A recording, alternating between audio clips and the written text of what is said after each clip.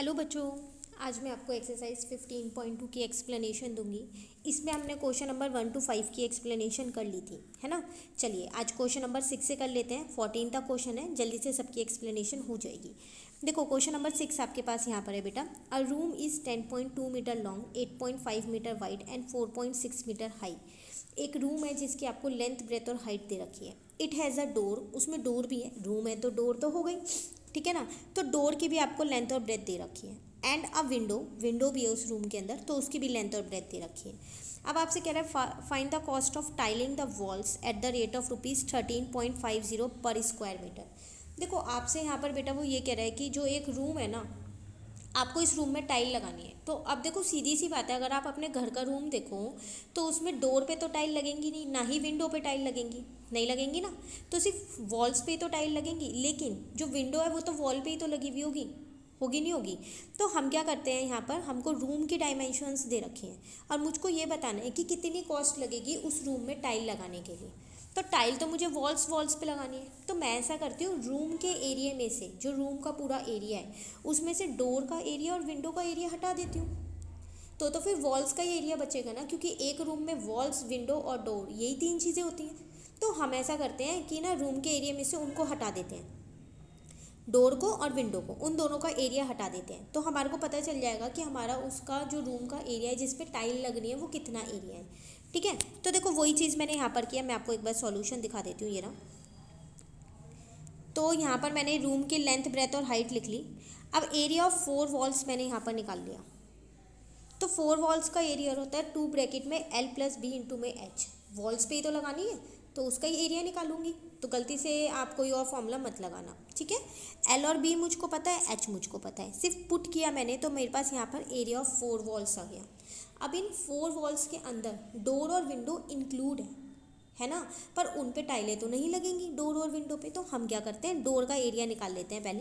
तो मैंने यहाँ डोर का एरिया निकाल लिया L/B करके। लेंथ भी पता है डोर की और ब्रेथ भी पता है। सेम ऐसे ही विंडो का भी एरिया निकाल लिया, विंडो की भी लेंथ पता है और ब्रेथ पता है। तो दोनों का एरिया निकल गया। अब अगर मैं इन दोनों एरिया को जोड़ के इसमें से माइनस कर दूँ तो मुझे पता चल जाएगा एरिया मेरा वॉल्स का कितना है। वही चीज़ देखो बेटा मैंने यहाँ नीचे की है। टोटल टाइलिंग एरिया मैंने यहाँ निकाल दिया, area of 4 walls minus area of door minus area of window.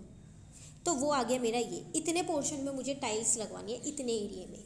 अब बात आती है कॉस्ट की, क्योंकि वो तो आपसे कॉस्ट की बात कर रहा था। तो यहाँ पर वो आपसे कह रहा था कि 1 मीटर स्क्वायर की कॉस्ट इतनी है, पर मेरा जो एरिया है वो तो इतना आ रहा है, तो इतने की कितनी होगी, मल्टीप्लाई कर दो तो आपको पता चल जाएगा कितना एरिया है, ठीक है ना।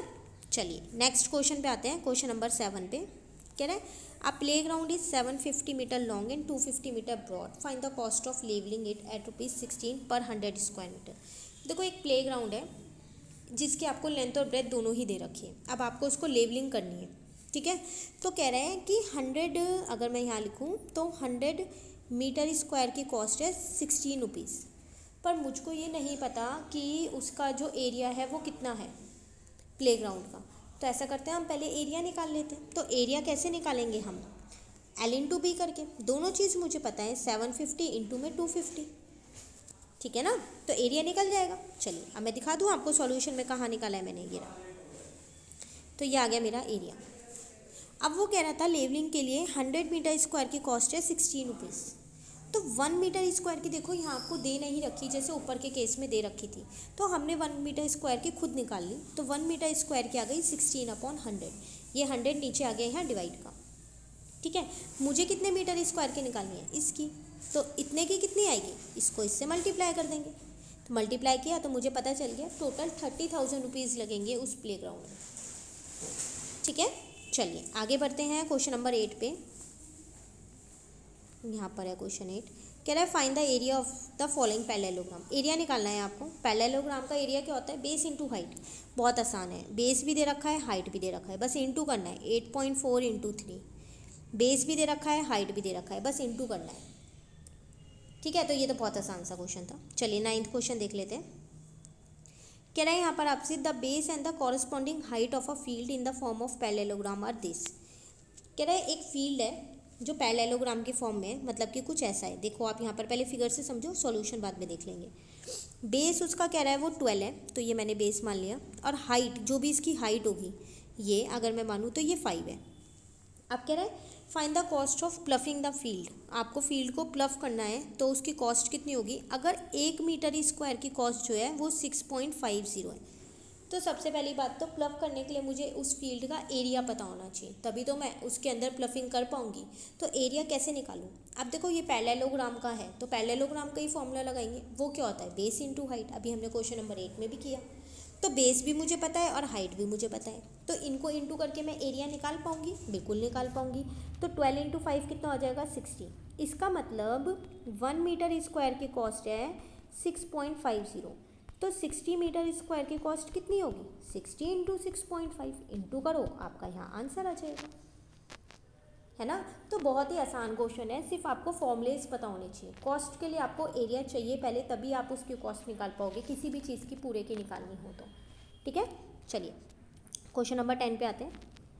कह रहा है find the area of the following triangle. अब की बार यहाँ ट्राइंगल का एरिया निकालना है। तो ट्राइंगल का एरिया होता क्या है, हमने ऊपर वाले क्वेश्चंस में किया हुआ है, पहले जो हमने एक्सप्लेनेशन ली थी इसकी, हाफ बेस इंटू हाइट, ये किया था। तो देखो बेस भी आपके पास यहाँ पर है, हाइट भी है, बस half base into height values put करो, आंसर आ जाएगा। सेम ऐसी बेस इंटू हाइट, दोनों चीज़ गिवन है, ठीक है। मैं आपको एक बार सॉल्यूशन दिखा दूँ। ये 7th हमने कर ही लिया था, 8 वाले का सॉल्यूशन ये रहा आपके पास, और 9 का ये रहा, उसके बाद 10 का सॉल्यूशन ये रहा। मैंने एक पार्ट किया है, आप दूसरा पार्ट खुद कर लीजिएगा, ठीक है ना। चलिए क्वेश्चन नंबर 11 देखते हैं। यहाँ आपसे कह रहे हैं the adjacent side of a parallelogram are 12 and 8। Adjacent एक नया वर्ड हमें सुनने को मिल गया यहाँ, एडजेसेंट मतलब, इसका मतलब होता है एक के बाद एक। अभी मैं आपको फिगर बना के समझाऊंगी कैसे। Find the altitude corresponding to this base if the area is 108, ठीक है ना। देखो यहाँ पर आपसे पता है क्या कह रहा है, अगर एक पैरेललोग्राम हम यहाँ बना दें, एडजेसेंट साइड मतलब ये वाली और ये वाली, या फिर ये वाली और ये वाली, या फिर ये वाली और ये वाली, या फिर ये वाली और ये वाली, मतलब एक के बाद एक साइड, उन्हें बोलते हैं एडजेसेंट साइड। मैंने इसको फिगर बनाई है, मैं देख लेती हूँ एक बारी। बनाई है, ठीक है, एक सेकेंड। एडजेसेंट साइड दे रखी है पैरेललोग्राम की 12 और 8। एल्टीट्यूड निकालना है आपको, मतलब हाइट निकालनी है। पैरेललोग्राम का एरिया आपको दे रखा है।